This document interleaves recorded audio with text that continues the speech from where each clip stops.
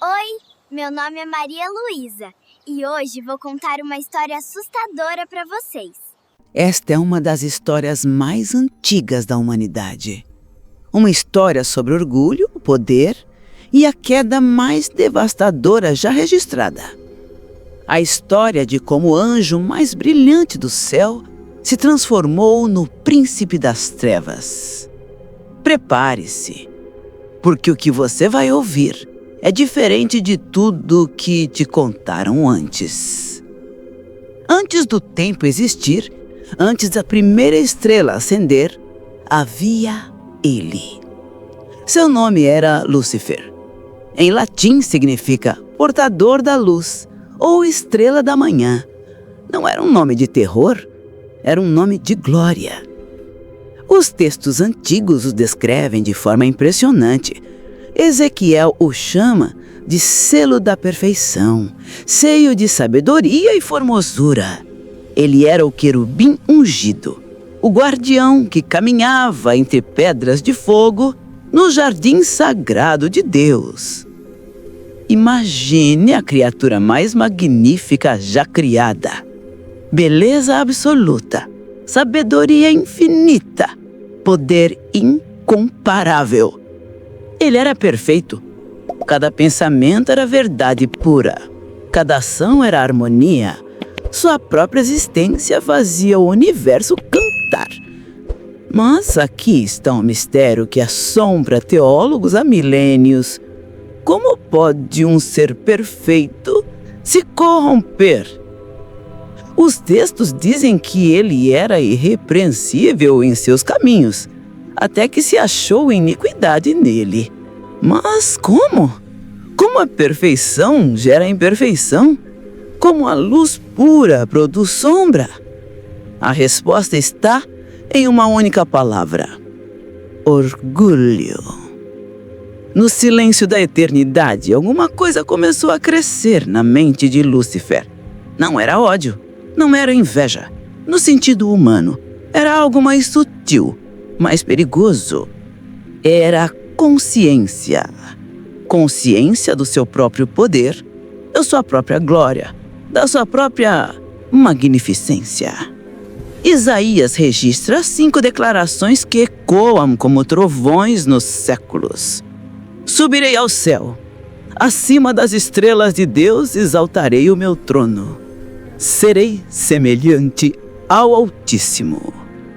5 frases. Cada uma começando com eu. Não eram apenas palavras. Era uma filosofia, uma revolução, uma pergunta que nunca deveria ter sido feita. Por que servir quando posso reinar? E essa ideia se espalhou. 1/3 dos anjos ouviu, 1/3 das estrelas do céu. Seres de luz que existiam apenas para adorar, de repente viram algo diferente. Viram escolha, viram liberdade, viram a possibilidade de serem mais do que eram. John Milton, no poema épico Paraíso Perdido, colocou na boca de Lúcifer a frase que define toda a rebelião: é melhor reinar no inferno do que servir no céu. A primeira ideia viral do universo não foi de amor, foi de rebelião. E então, aconteceu. O Apocalipse descreve o momento. Houve batalha no céu. Não foi uma escaramuça. Não foi um desentendimento. Foi uma guerra civil cósmica. Miguel, o arcanjo, levantou-se com sua espada de luz e enfrentou Lúcifer e suas legiões. O grito de Miguel ecoou pela eternidade: quem é como Deus? Era uma declaração, era um desafio, era a resposta definitiva à arrogância de Lúcifer. A batalha foi além da compreensão humana. Luz contra luz, criação contra criação. A harmonia perfeita do céu se despedaçou. Os coros angélicos que cantavam desde o início dos tempos foram silenciados pelo som de algo que nunca deveria existir: conflito no paraíso. Os textos dizem que Lúcifer se transformou. Sua forma gloriosa deu lugar a algo monstruoso. o Apocalipse o descreve como o grande dragão, a antiga serpente. Não mais um anjo de luz, mas uma criatura de sombras. E no final da batalha, não prevaleceram. 3 palavras simples, mas o peso delas é esmagador. Lúcifer e seus seguidores foram derrotados. E mais do que isso, nem mais o seu lugar se achou nos céus. Eles foram apagados, removidos, expulsos da presença divina. E começou a queda. A tradição diz que a queda durou 9 dias e 9 noites. Pode não parecer muito tempo, mas no reino do Eterno, cada momento é uma eternidade.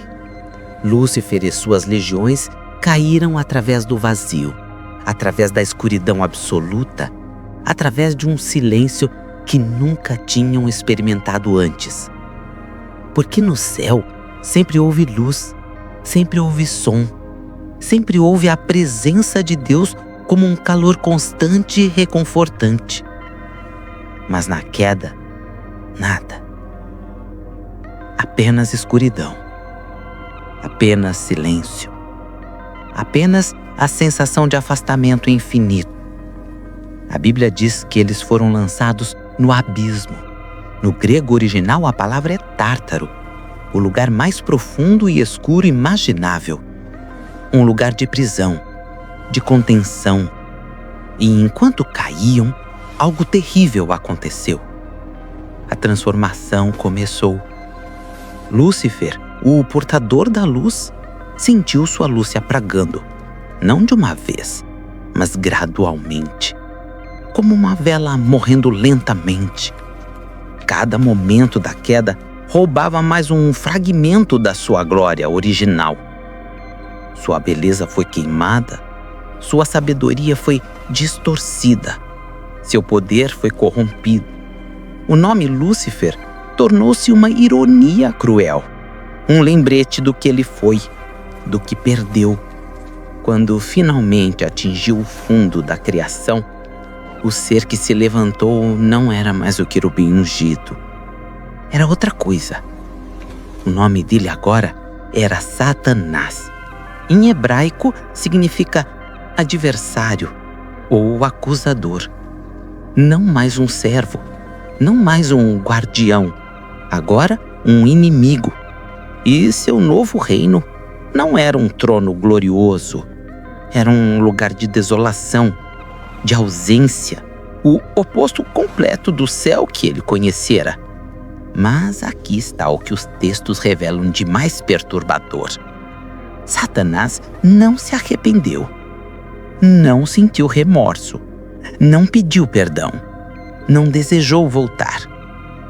Em vez disso, ele fez uma escolha. Se não podia ter o céu, destruiria o que Deus mais amava. E então, ele voltou sua atenção para a terra, para a nova criação de Deus, para a humanidade.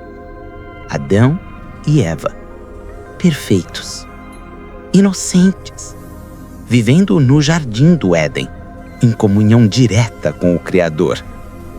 Eles eram tudo o que Satanás tinha sido e tudo o que ele não era mais. E ele os odiou por isso. O livro de Gênesis registra o momento.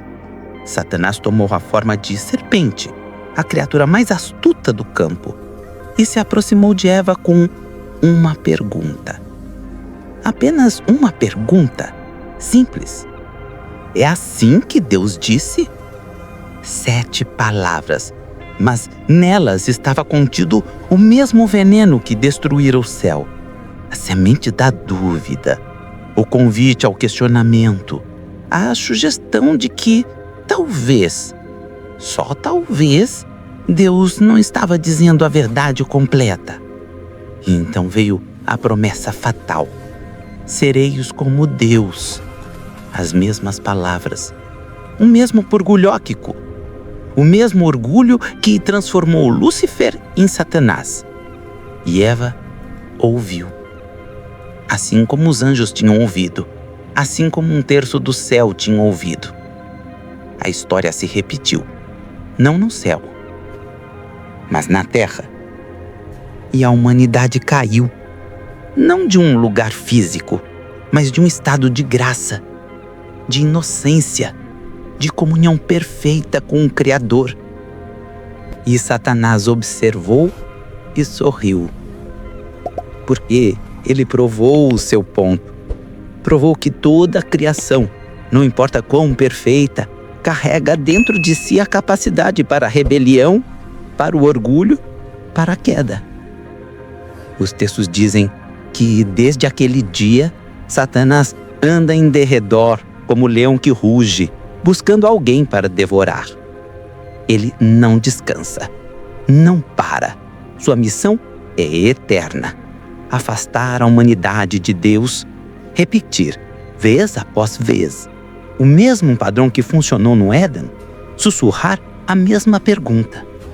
E se você pudesse ser mais? E se você não precisasse obedecer? E se você pudesse ser como Deus? E essa pergunta ressoa através da história, através das eras, através de cada geração. O orgulho que derrubou o anjo mais poderoso da criação é a mesma tentação que cada ser humano enfrenta. O desejo de ser mais, de ter mais, de ser mais importante do que realmente somos. A guerra que começou no céu nunca terminou. Ela só mudou de campo de batalha. E continua até hoje. A história de Lúcifer é um aviso sobre o perigo do orgulho desmedido. Deixe nos comentários o que você acha dessa história milenar. Conhecia todos esses detalhes?